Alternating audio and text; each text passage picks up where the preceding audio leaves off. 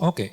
Now, because of the possibility of being thrown into hell, which is more horrible than being thrown into the ocean to drown, Jesus commands a radical amputation.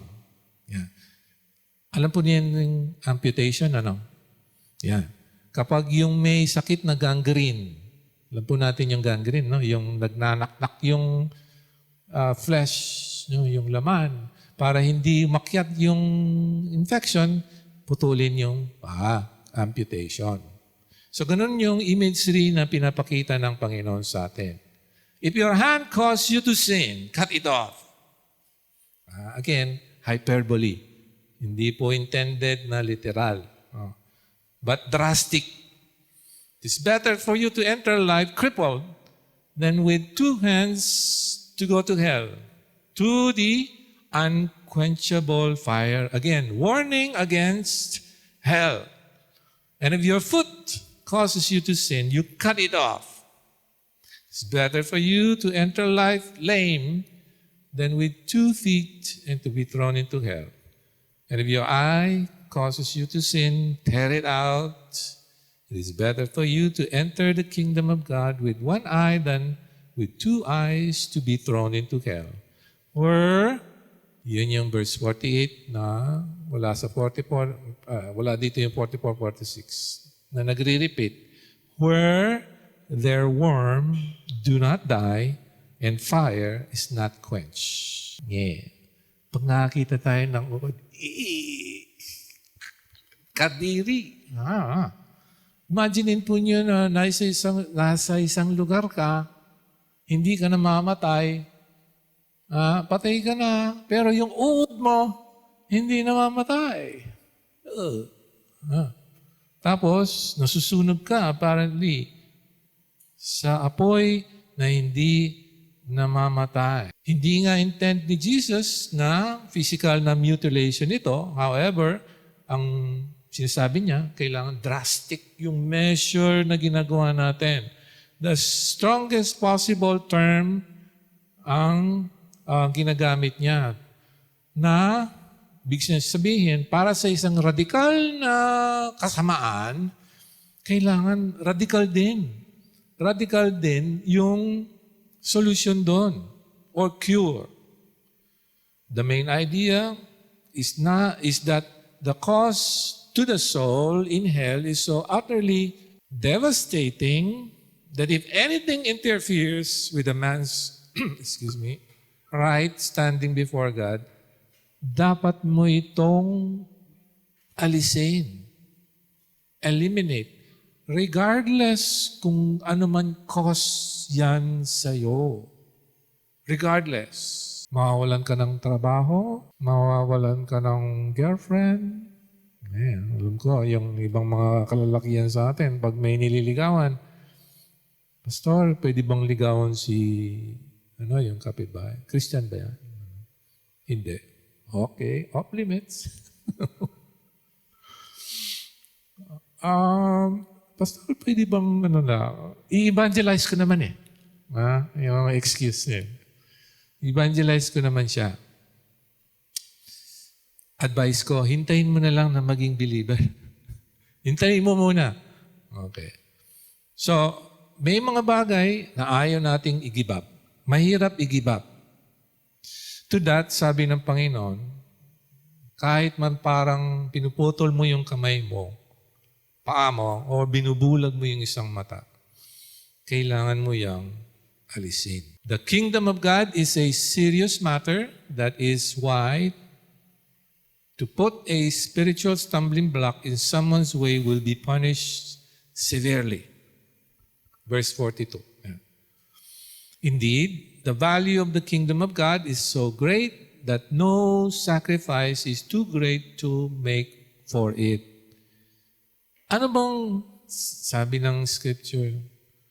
Anong pakinabang merong kang natanggap kung makakamit mo man ang buong mundo, pero yung kaluluwa mo ay magpe-perish, mawawasak ka to eternal damnation.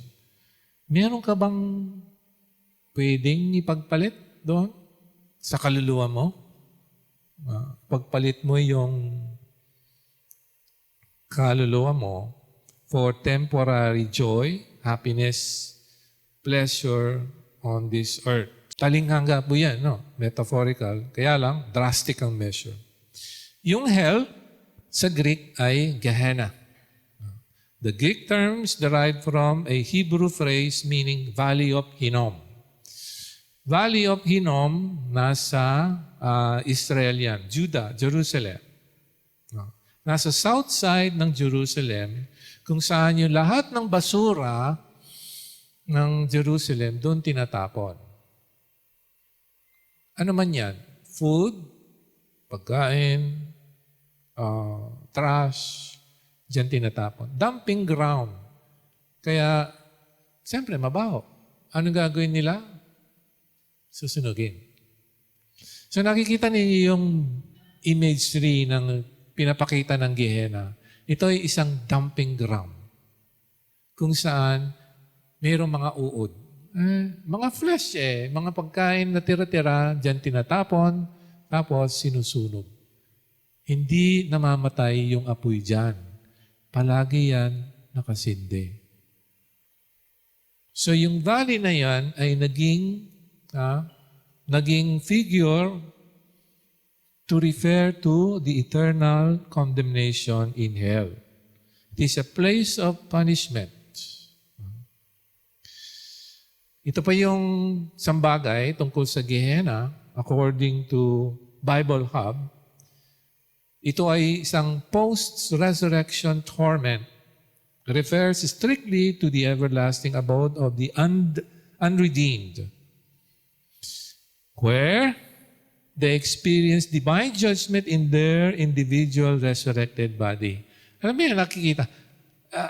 Lahat tayo, whether nananampalataya kay Kristo o hindi, bubuhayin muli. Praise God. Come on. Depende yun kung saan ka pupunta. Lahat tayo bubuhayin muli. Sabi sa Book of Daniel, yung iba into eternal condemnation, yung iba into eternal life. Pero bubuhayin tayong lahat. Magkakaroon tayo ng katawan. At here, sinasabi, yung katawan na ibibigay sa mga paparusahan ay akma doon sa parusang ibibigay sa kanila. Kung susunugin ka, bibigyan ka ng katawan na hindi ka malulusaw, pero madarama mo yung init ng apoy. Meron kang resurrected body na nakadesign para doon sa parusang yun. Resurrected ka nga, pero eternal ang iyong punishment. So yung body ay magmamatch sa capacity ng torment na ibibigay ng Diyos sa kanila. And Gehenna is described as a place where their worm do not die, and the fire is not quenched. It is a miserable place to be. There is no end to it. Wala siyang hanggan. Walang makakalabas sa impyerno. Walang magsisisi rin doon. Yung lahat ng itatapon doon, forever nilang ika-curse pa rin si God. Kasi kung may pagsisising mangyayari doon, may patatawarin. Pero walang pagsisising mangyayari doon. Ang sabi sa atin ng Scripture, today, if you hear God's voice, do not harden your hearts as in the rebellion. Do all that we can in this life to avoid the unquenchable fire. Dito yung pagpapasya mangyayari. Hindi doon. Yung ba, kasi iniisip nila, pagdating na lang doon, pag nakita ko na ang Diyos, doon na lang ako maghingi ng tawad. Hindi. Dito yung dapat ginagawa sa buhay na ito. And he who is often reproved, sabi ng Proverbs, yet stiffens his neck, will suddenly be broken beyond healing. So do not harden our hearts. Soften it. Humble ourselves. Magpakumbaba.